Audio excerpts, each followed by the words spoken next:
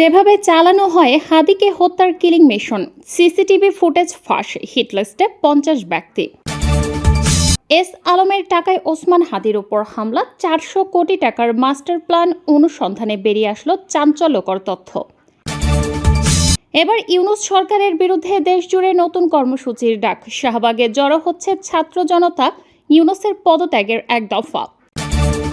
এতক্ষণ শুনছিলেন সংবাদ শিরোনাম, এখন থাকছে বিস্তারিত। রাজধানীতে প্রকাশ্যে দিবালোকে শরীফ ওসমান হাদির ওপর যখন গুলি চলে তখন অনেকেই একে নিছক রাজনৈতিক সহিংসতা ভেবেছিলেন, কিন্তু গোয়েন্দা তথ্যর সাম্প্রতিক ঘটনা প্রবাহের জট খুলতেই বেরিয়ে আসছে এক লোমহর্ষক আন্তর্জাতিক ষড়যন্ত্রের চিত্র। হাদির ওপর এই হামলা কোনো বিচ্ছিন্ন ঘটনা নয়, বরং এটি দিল্লি থেকে পরিচালিত এক মেগা প্রজেক্টের অংশ, যার অর্থের যোগান এসেছে দেশের অন্যতম শীর্ষ ধনকুবের এস আলমের পকেট থেকে।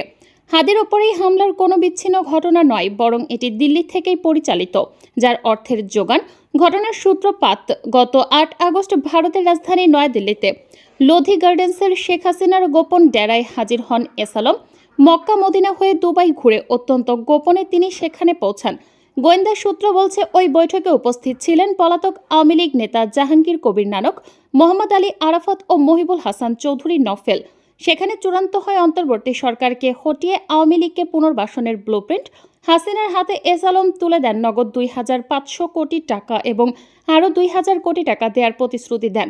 মোট 4500 কোটি টাকার এই বিশাল ফান্ড কেন? উত্তর মিলেছে হাদির উপর হামলার ঘটনায়। এই অর্থের মূল উদ্দেশ্য ছিল নির্বাচনের আগ পর্যন্ত দেশজুড়ে ব্যাপক নাশকতা সৃষ্টি, প্রশাসন ও পুলিশকে কিনে ফেলা এবং জুলাই বিপ্লবের নায়কদের দুনিয়া থেকে সরিয়ে দেওয়া।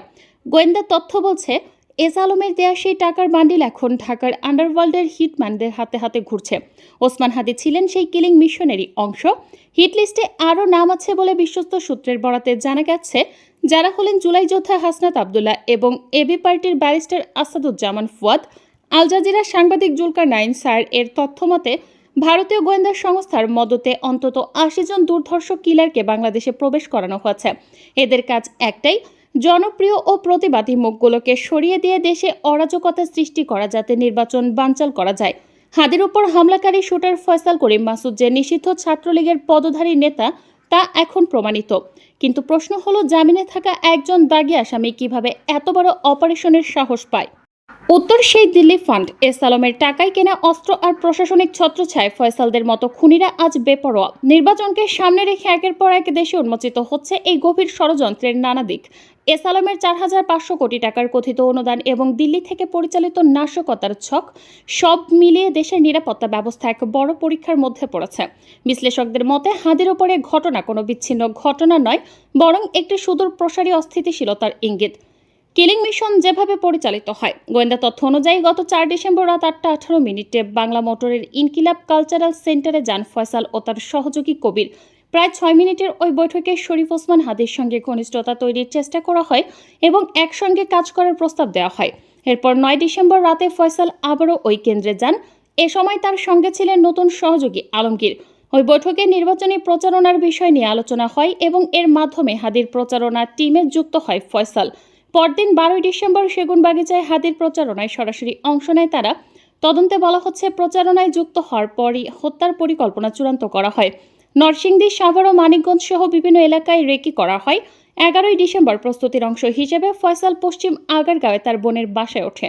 হামলার দিন ভোরে ওবারে করে হেমায়তপুরের একটি রিসোর্টে যায় তারা।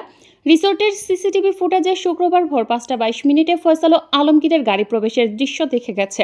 সেখানে আগে থেকে অবস্থান করছিল ফয়সালের বান্ধবী মারিয়া ও তার বোন। তদন্ত সংশ্লিষ্ট সূত্র জানায়, সেখানে হাদির একটি ভিডিও দেখিয়ে ফয়সাল হামলার পরিকল্পনার কথা জানায় এবং ঘটনার পর সব ধরনের যোগাযোগ বন্ধ রাখার নির্দেশ দেয়। পরে বান্ধবীকে বাড্ডায় নামিয়ে দিয়ে বেলা 11:05 আগারগাঁওয়ের বাসা থেকে মোটরসাইকেলে বের হয় ফয়সাল ও আলমগীর। তারা সরাসরি সেগুনবাগিচায় হাদির প্রচারণায় যোগ দেয়। দুপুর 12:22 হাদি মতিঝিলের উদ্দেশ্যে রওনা হলে অভিযুক্তরা পিছু নেয়। দুপুর 12:50 হাদিকে বহন করা অটোরিকশা মতিঝিলের জামিয়া দারুল উলুম মসজিদের সামনে পৌঁছায়। সেখানে জুম্মার নামাজ আদায় করেন হাদি। নামাজ শেষে দুপুর 2:16 তিনি সেখান থেকে রওনা হলে ফয়সাল ও তার সহযোগীরা অনুসরণ করতে থাকে। মতিঝিল হয়ে পল্টনের বক্স কালভার্ট সড়কে ঢোকার পর দুপুর 2:24 খুব কাছ থেকে হাদিকে লক্ষ্য করে দুটি গুলি ছোড়া হয় বলে তদন্তে উঠে এসেছে। যদিও হত্যাকাণ্ডের প্রধান দুই অভিযুক্ত এখনও পলাতক, তবে তদন্তে পুরো ঘটনার নকশা স্পষ্ট হয়ে উঠেছে। তদন্তকারীদের ভাষ্য অনুযায়ী চলতি বছরের জুলাই দেশে ফিরে ফয়সাল করিম মাসুদ, কামাল, রুবেল ও মাইনুদ্দিনের সঙ্গে যোগাযোগ স্থাপন করে। তারা সবাই কার্যক্রম নিষিদ্ধ আওয়ামী লীগ ও এর অঙ্গ সংগঠনের সঙ্গে যুক্ত বলে তদন্তে উঠে এসেছে। বাংলাদেশের ভূরাজনৈতিক মানচিত্রে অস্থিরতাও কিছুটা আতঙ্কের ছায়া ঘনীভূত হচ্ছে।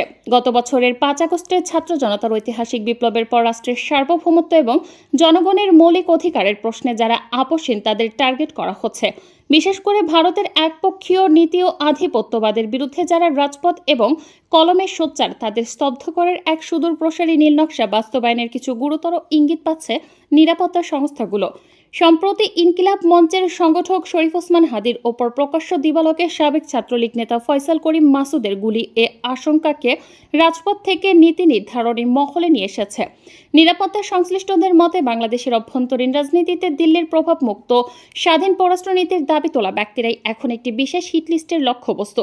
সংশ্লিষ্ট সূত্রগুলোর তরফে জানা গেছে এ টার্গেট কিলিং বা দমনের পরিকল্পনা অত্যন্ত নিখুঁত ও বহুমুখী। সরাসরি কোনো রাষ্ট্রীয় বাহিনীকে সামনে না এনে ছায়ার সংগঠন, ভাড়াটে ক্যাডার এবং ডিজিটাল ট্রল আর্মি ব্যবহার করা হচ্ছে। এ প্রক্রিয়ায় 3টি স্তর লক্ষ্য করা যায়।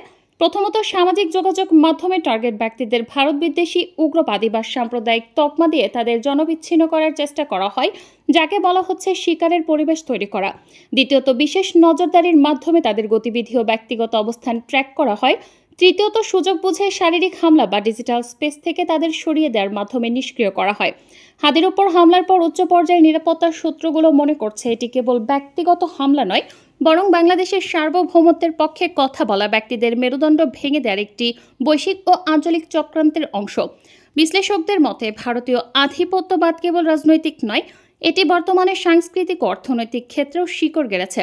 যারা তিস্তা চুক্তি, সীমান্ত হত্যা, অসম বাণিজ্য কিংবা দেশের অভ্যন্তরীণ রাজনীতিতে দিল্লির অহেতুক হস্তক্ষেপ নিয়ে তথ্য নির্ভর প্রশ্ন তোলেন, তারা সরাসরি একটি শক্তিশালী স্বার্থ গোষ্ঠীর পথে বাধা হয়ে দাঁড়ান।